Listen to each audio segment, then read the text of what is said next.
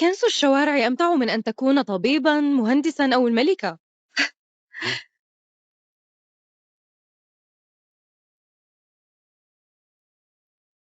أوقف السيارة.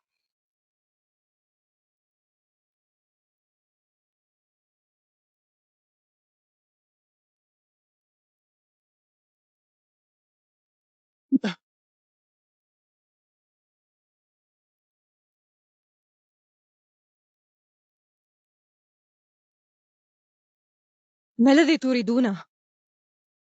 يا سيدة، هل كنس الشوارع متعب؟ انظر إلى هيئتي المتسخة، فكيف لا يكون متعباً؟ حسنا، إذن هل أعطيك هذا؟ ما معنى هذا؟ هذه البطاقة تحتوي ممتلكاتي الشخصية كلها لك. اسمعني يا سيد، أرى أن لون وجهك شاحب ونفسك ضعيف. الأفضل أن تذهب إلى المستشفى بسرعة. اطمئني، لست محتالا. الابن الشرعي من الجيل 23 وأعاني مرضا لا شفاء له، وقد قرر الأطباء أنه لم يتبقى لي سوى 3 أيام لأحيا. أراك تتعبين كثيرا في كنس الشوارع، ولذلك خذي المال. الابن الشرعي لعائلة هيليان إصابته بمرض غريب، سمعت بذلك منذ زمن. يبدو أن لكل إنسان قدره. في الأصل لم أكن أنوي تدخل، لكن سأتولى الأمر. من أين جاءت هذه؟ كيف تجرؤ؟ لا تحدث ضجيجا أثناء فحصي. الأعضاء ال5 تالفة والأحشاء ال6 ضعيفة حقا. مرض صعب العلاج. لحسن الحظ أنك التقيت بي. ماذا؟ تستطيعين علاجي؟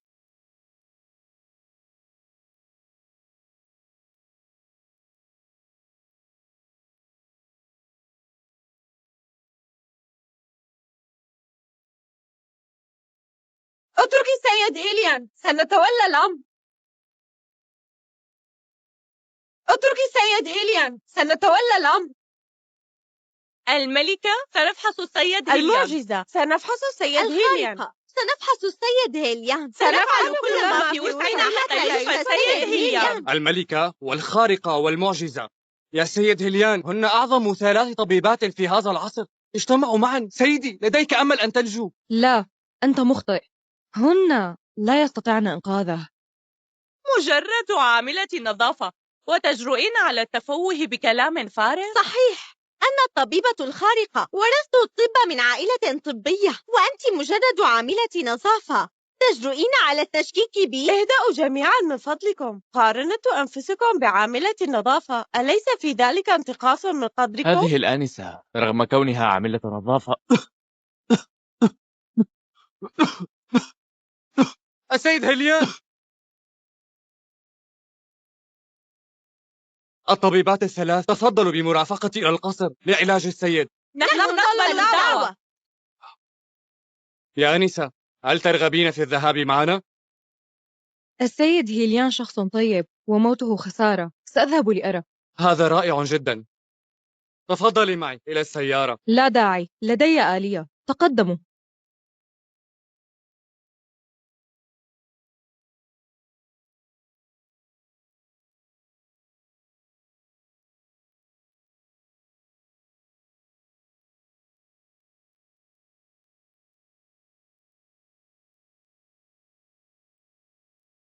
سيدتي الملكة والخارقة والمعجزة، الطبيبات ال3 جاءوا لعلاج السيد. ماذا؟ الطبيبات ال3 جاءوا لإنقاذ تشه؟ رائع! ابني سينجو! ابني سينجو! سيدة هيليان، ورد في القائمة أن من تشفي ابنك ستتزوجه، أصحيح؟ إن استطعت إنقاذ ابني فلن أخلف وعدي. السيد هيليان بهذا الشكل وهذا القوام هو نادر بين الرجال. أنا سأتزوجه.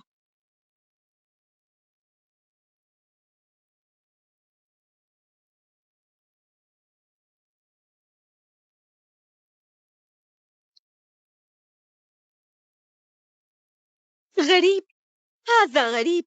ما هذا المرض المعقد؟ حتى أنا والملكة نعجز عنه. تنحيا أنتما الاثنتان. إنكما تجلبان لنا العرق طبيبات.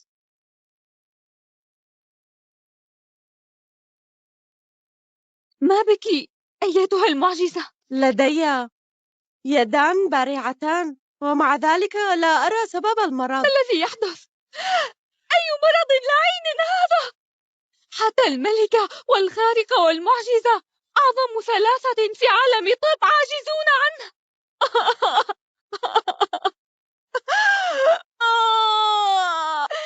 لماذا قدرك قاتل لهذه الدرجة؟ ولدت وسيما وأسطورة في عالم التجارة ثم تصاب بمرض قاتل ولعين كهذا. أنتم هل لديكم وسيلة أخرى تنقذ ابني؟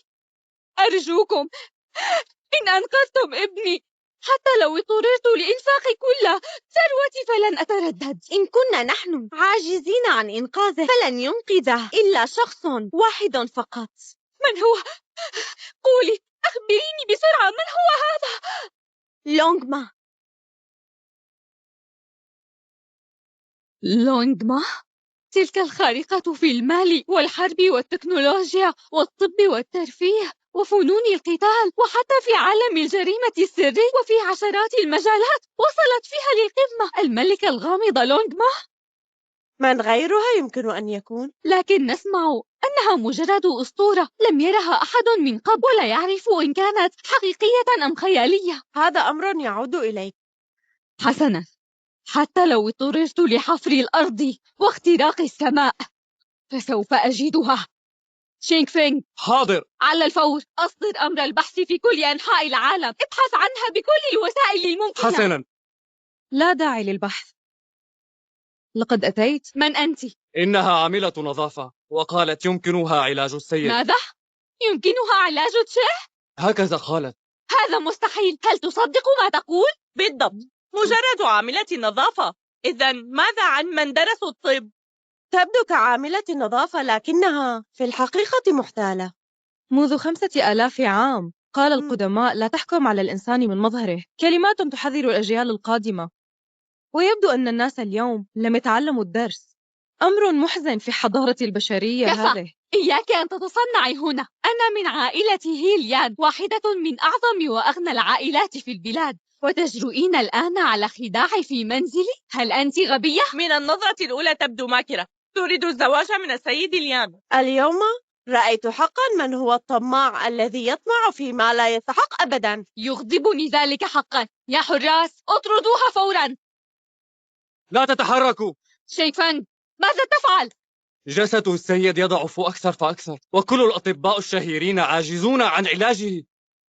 طالما أن عاملة النظافة تقول إنها تستطيع فيمكننا أن نجربها، وإذا كانت محتالة فسنعاقبها. إذا سأعطيك فرصة، إذا لم يكن لديك القدرة ستتحملين العواقب. الناس يطلبون مني العلاج ويستجدونني، أما أنا فقط لأني رأيت حياة السيد هيليان. لا يجب أن تنتهي هكذا، لكن على هذه الحال ستنتهي. صحيح، وعندما يستعيد السيد عافيته حينها تذكري أن تخبريه بأن ميراثه لا أحتاجه. انتظري. هل هناك أمر آخر؟ سيدي طيب، أتوسل إليك، أنقذي حياته. إذا استطعت إنقاذه فسوف أفعل أي شيء تطلبينه مني. حسناً، أنت على حق. إذن سأفحصه مرة أخرى. حتى عاملة النظافة يمكنها علاج الأمراض المستعصية. رأيت محتالين، لكن محتالة بهذه الطريقة لم أرى مثلها من قبل. أنت مجرد عاملة نظافة، خداعك لا ينطلي عليه.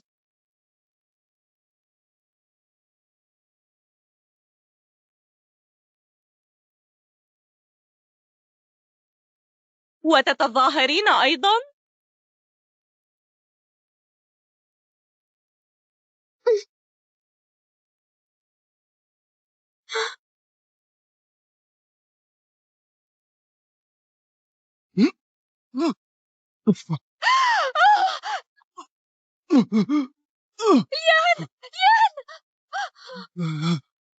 أنا أظن أنني رأيت جنية. سيدي. يان، ما بك؟ ما بك؟ هل تسببت في موته؟ حقا لقد أزهقت روح السيد ليان. أنت لقد أفسدت ضميرنا الطبي بالكامل. امسكوها وعاقبوها بشدة. لقد أنقذت شخصا لم يستطع أحد علاجه وتقولون أنني أفسدت ضميركم الطبي؟ تقولين أنك شفيت السيد هيليان؟ ما زلت تحاولين خداعنا؟ تقولين أخدعكم؟ أليس من خلال فحص النبض تعرفين؟ تتظاهرين فحسب. سأكشف خداعك.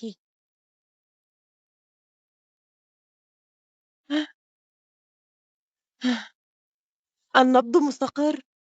مرض السيد هيليان شفي حقا. لقد تعافى الياس حقا. يا طبيبة، هذا صحيح؟ هل سيدي بخير حقا؟ مستحيل، مستحيل. أنا الخارقة وكنت عاجزة. كيف لعاملة نظافة أن تنقذه؟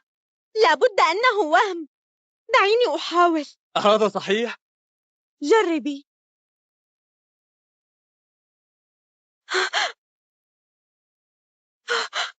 لقد شفي حقا. كيف يمكن هذا؟ حتى نحن الثلاثة كنا عاجزين، لكنها بحركة بسيطة شفته. من أين جاءت بهذه القدرات؟ لا شيء مميز، مجرد عاملة نظافة. سأغادر.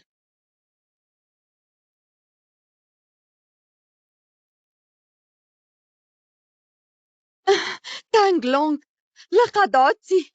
جينغ تشين جاء إليك. تحدثا معا. سأذهب لشراء الطعام. حسنا. جيانجيا، أعطني. تانغ لونغ، دعينا نلغي خطبتنا. ماذا؟ أتقول أن علينا إنهاء الخطوبة؟ نعم، لقد فكرت طويلا وفي النهاية نحن بالفعل غير مناسبين لبعض. غير مناسبين؟ أتقصد 5 سنوات، 5 سنوات كاملة. لقد بذلت كل جهدي لأرفع عائلة جو من الصفر إلى مكانة مرموقة، وكان مستقبلها بلا حدود.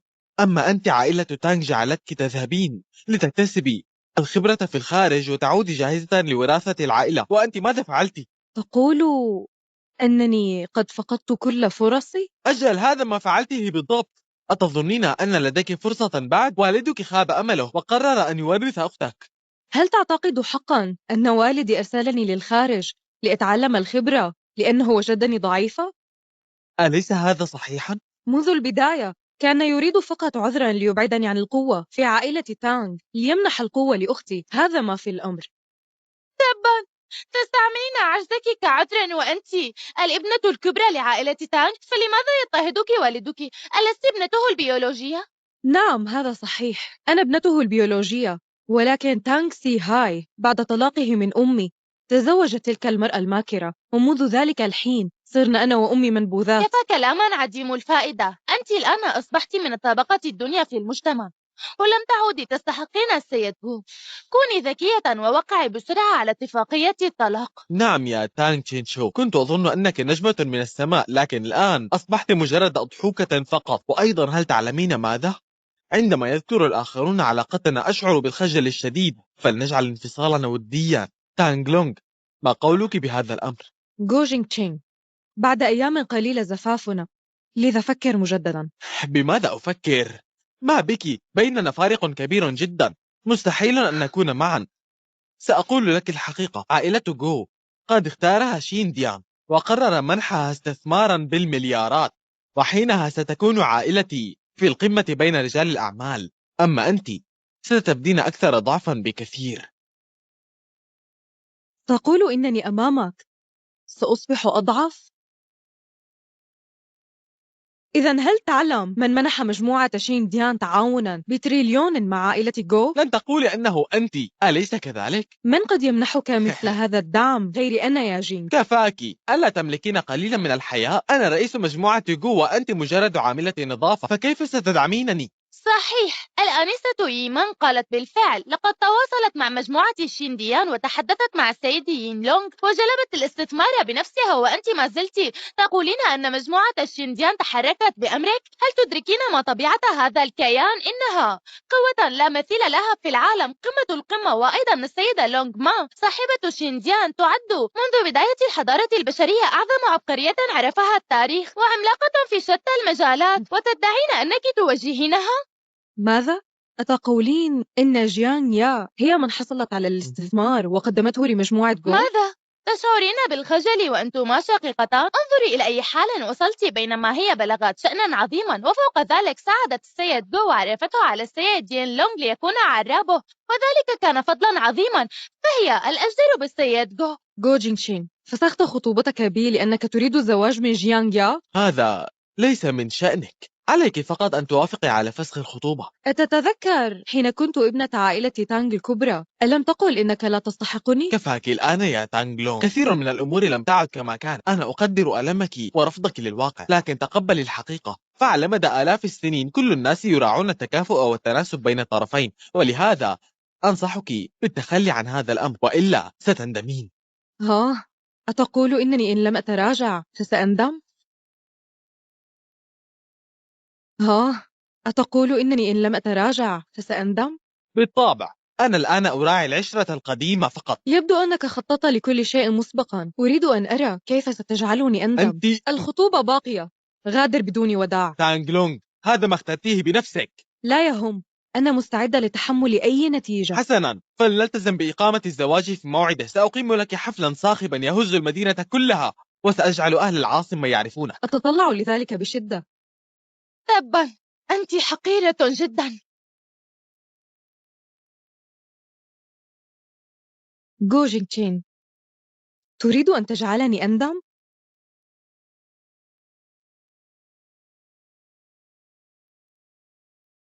شينغلوان تحييك. نفذي لي فورا 3 مهام. أولا، احجزي لي أفخم فندق في العاصمة للاستعداد للزفاف. ثانيا، اجعلي مراسم توقيع مجموعة شينديان ومجموعة جو تعاون تريليوني ضمن حفل الزفاف. ثالثا، وجهي الدعوة إلى عمالقة المال والعسكر وكبار النخب في شتى المجالات ليحضروا الزفاف. حاضر، هل من مهام أخرى؟ وإن أراد قادة الدول الحضور فليحضروا، فنرحب بمن يأتي بالهدايا. حسنا. انصرفي الآن، أمي قد عادت. حسنا. تانغ لونغ، تانغ لونغ، تعالي معي فورا إلى منزل تانغ. نذهب إلى بيت تانغ؟ لماذا؟ والدك في حالة حرجة وأخشى أن وقته حان. وماذا في ذلك؟ لقد تزوج غيرك ومع هذا ما زلت تهتمين؟ أنت الابنة الشرعية لعائلة تانغ. إن مات والدك فلك الحق الكامل في الميراث. لا يمكنني أن أدعك تتحملين هذا العذاب. لا أبالي أصلاً. ممتلكاته التافهة لا تساوي عندي شيئا. لا تعاندي مهما كان الأمر. يبقى والدك الحقيقي ويجدر بك لقاءه الآن. ماذا؟ تانغ لونغ تلك العاجزة ترفض فسخ الخطوبة؟ نعم، استعدي، فأنا أنوي في حفل زفافي أن أعلن أنك العروس وأجعلها أضحوكة المدينة كلها. إلى هذا الحد؟ ألا يبدو الأمر قاسيا؟ حياتها كعاملة تنظيف شاقة بما فيه الكفاية. هي من جنت على نفسها. لقد منحتها فرصة للرحيل بكرامة، لكنها لا تنوي فعل ذلك بنفسها، لذا سوف أجعلها تتحمل أقصى العواقب ولنرى. يبدو أنني أترقب هذا الزفاف بشغف لا يوصف، فأنا سأتزوج الرجل الذي حلمت به وأسخر منها. إنهما فرحان. لا، إنها 3 أفراح. كيف ذلك؟ ما هي الثالثة؟ كانت مجموعة شينديان قد اتصلت بي بالفعل وأبلغوني أنهم سيوقعون خلال حفل زفاف عقد الاستثمار. أي أنه ما أن يحصل السيد جو على الاستثمار حتى يعترف السيد ين لونغ به عرابا، ثم يا أنسة سيتزوج بك، وحينها ستكون عائلة تانغ وجو في ذروة المجد. أيها الطبيب، كيف حال مرضي؟ أيها السيد، إن فشل الكبد والكلى ستكون حالتك نادرة. هل من أمل في العلاج؟ نعم، هناك أمل عند شخص واحد. ومن هو؟ إنها تلك الشخصية التي أدهشت العالم، الأسطورة سيدة شينديان لونغ ما. إنها تلك الشخصية التي أدهشت العالم، الأسطورة سيدة شينديان لونغ ما. ماذا؟ لونغ ما؟ نعم، لونغ ما هي ألمع عبقرية في هذا العصر ويضرب بها المثل. كأنها شخصية إلهية في كل مجال تبلغ من الإتقان ما لا يدركه سواها. في الطب كذلك كبرها السماوية يقال أن لها قدرة على إحياء من شارف على الموت. مرض السيد لا شفاء له إلا على يديها. لكن لونغ ما تظهر وتختفي كالتنين، فأين لنا أن نعثر عليها؟ أنا أعرف أين نجدها. تانغ لون، ما الذي جاء بكما؟ وما شأنك بقدومي؟ تركتما هذا البيت منذ أكثر من 10 سنوات، فما صلتكم بنا؟ ماذا؟ أخفت أنني هنا من أجل الميراث؟ اقتسام الميراث؟ هل أنت أهل لذلك؟ لا يجوز أن تتكلمي هكذا، وإن كانت عديمة الحيلة فإنها من العائلة، من عائلتنا، وتعمل لتكسب قوت يومها. عادت لتأخذ نصيبها من المال لتؤمن ما تبقى من حياتها. زفافي منها قد اقترب، ولا بد لها أن تدبر أمرها لتكسب بعض مال الجهاز، وإلا فأين تضع وجهها؟ اطمئن، فالتي ستتزوجها تبقى من عائلة تانغ. إن كانت لا تخجل العائلة سأعد جهازا يليق بالمقام. شكرا لك يا آنسة تانغ الثانية. هما أختان في الأصل، كيف يكون الفرق بينهما شاسعا إلى هذا الحد؟ بعض الناس لا يعرفون معنى الخجل. مجموعة من المهرجين. أنت أيتها المنبوذة، من تسبين؟ كفى، لا تتشاجروا. تانغ لونغ، قلت قبل قليل إنك تعرفين أين نجد لونغ ما. نعم بالطبع. أين هي؟ تكلمي بسرعة، سأرسل من يبحث عنها.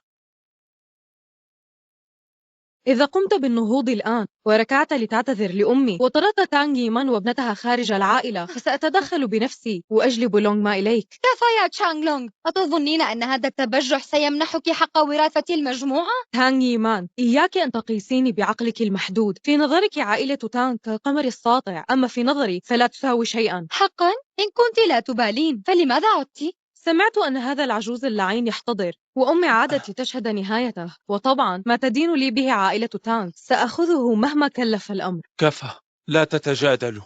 تانغ لونغ، هل تعرفين أي شيء عن لونغ ما؟ شروطي قلتها بوضوح، أما إن كنت أعرف أم لا فهذا يعتمد عليكم. يا لك من وقحة، أتهددين والدك؟ حقا الفقر يقصر الهمم، حتى البر لم يعد له وجود. يا تانغ لونغ، قد يكون الإنسان فقيرا لكن لابد أن يحتفظ بكرامته. أما أنت عاجزة ولا تتطاولين إلا على أبيك المحتضر، فأنت لا تستحقين حتى لقب إنسان. من لم يذق ألم غيره فلا يحق له التكلم. جو جينغ تشين، لا تملك الأهلية لتأمرني أو تحاسبني على أي شيء. ماذا؟ أنا بلا أهلية؟ أنا وحدي أوصلت عائلة جو إلى القمة، وأنت مجرد عاملة نظافة تكنس الشوارع وتقولين هذا عني؟ حقا؟ أنا فعلا أتساءل، هل تملكين الجرأة لتحضر زفافنا؟ لا داعي للشك، سأمنحك مفاجأة. مفاجأة لي؟ فلننتظر ونرى. كفى، لا تتشاجروا. أعلنوا عن اجتماع العائلة، سأقرر من هو وريث عائلة تانغ. كفى، لا تتشاجروا. أعلنوا عن اجتماع العائلة، سأقرر من هو وريث عائلة تانغ. أختي العزيزة، العرض الحقيقي قد بدأ. تانغ لونغ، سأنتظر حتى ترثي عائلة تانغ وتتزوجيني في أبهى صورة. سيد تانغ، الخالة فينغ والخالة الثانية، سأنصرف. نلتقي في الزفاف. شياويا، هيا بنا. جو جينغ تشين، لقد حييت الجميع لكنك تجاهلت أمي. نعم، لم أحييها. هل أنت تعترضين؟ إن أسأت إلي فلا بأس، لكن إن أسأت لأمي سأغضب كثيرا. حقا؟ هل غضبت الآن؟ لا تقولي أنك تفكرين بفسخ الخطوبة أو أنك في الزفاف ستتركينني. كم هذا مخيف لي. جدتي، لا بأس، لا بأس، لسنا بحاجة لكل هذه الرسميات. أنت أكثر عقلانية، ولكن عليك أن تنصح ابنتك جيدا، فمن أجل هذا الأمر سوف تفسخ الخطوبة معي. ذلك سيؤلمني كثيرا. لن يحدث هذا، أعدك. لنذهب. جو جينغ تشين، نلتقي في زفافنا. سأجعلك تفتح عينيك جيدا لترى بوضوح من الذي لا يليق بمن. أختي العزيزة، هيا بنا، أبي على وشك إعلان الوريث. أمنيتك ستتحقق أخيرا.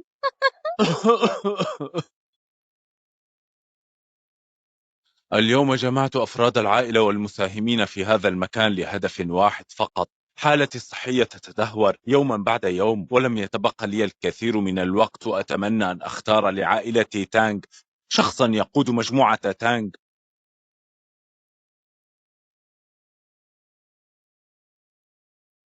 الجميع يعرف جيدا لدي ابنتان، الكبرى تانغ لونغ بعد أن أنهت دراستها انتهى بها الأمر وهي تنظف الشوارع وأصبحت أضحوكة لعائلة تانغ. أما الصغرى ييمان فكانت دائما تدير شؤون الشركة وتعد شابة ناجحة وواعدة، لكنني كتانغ سي هاي لا أنحاز لأي منهما، لذلك سنصوت على الوريث.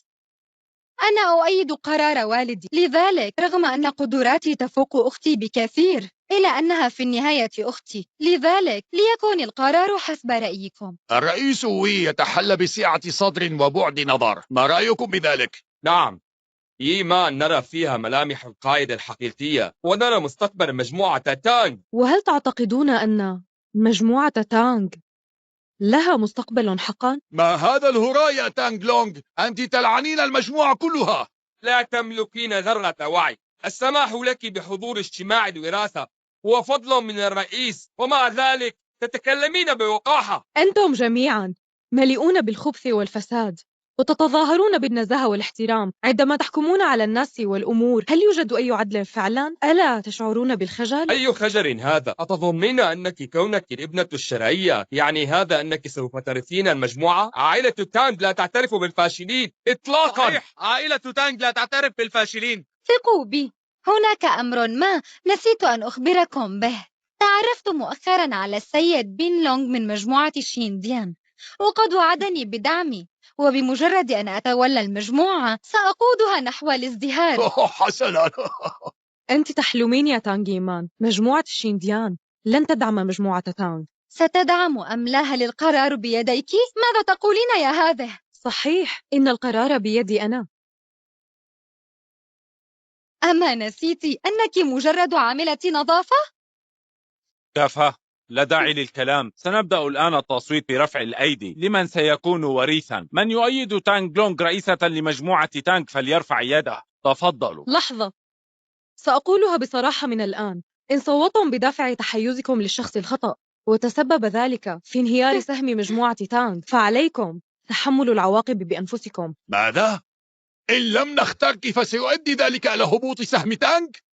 أنا لم أقل ذلك، لكنه احتمال وارد. أختاه، لماذا تتفوهين بكلام فارغ؟ أنت مجرد عاملة نظافة، كيف تؤثري في أسهم الشركة؟ هل أصبت بالجنون؟ ومن تظنين نفسك أصلا؟ كفى، لنكمل. من يؤيد تانغ لونغ فليرفع يده. تفضلوا حالا. حق الآنسة تانغ لونغ في الوراثة هو 0. أحسنت يا أختي. أختي، أتضحكين حقا؟ لقد خسرت. لعبة مسلية فعلا. تابعوا. من يؤيد تانغ ييمان فليرفع يده. تفضلوا الآن. أنا أؤيد. أشكركم على دعمكم لي. سأقود المجموعة إلى مستقبل زاهر، ثقوا بي. الوراثة من حق الآنسة ييمان. حسنا، أعلن الآن أن الابنة الثانية ييمان هي وريثة مجموعة تانغ وستكون الرئيسة الجديدة للمجموعة. ممتاز. شكرا لكم جميعا.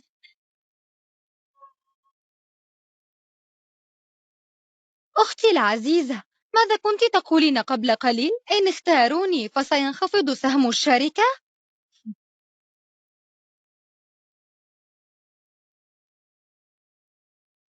نفذوا خطة الاستهداف في العاصمة. اشتروا جميع أسهم الفئة جيم وافتحوا مراكزا عند النقطة دال، ومن يسبق بالدخول يتم التحرك بسرعة خاطفة للسيطرة الكاملة على السوق والقضاء على الخصم بالكامل.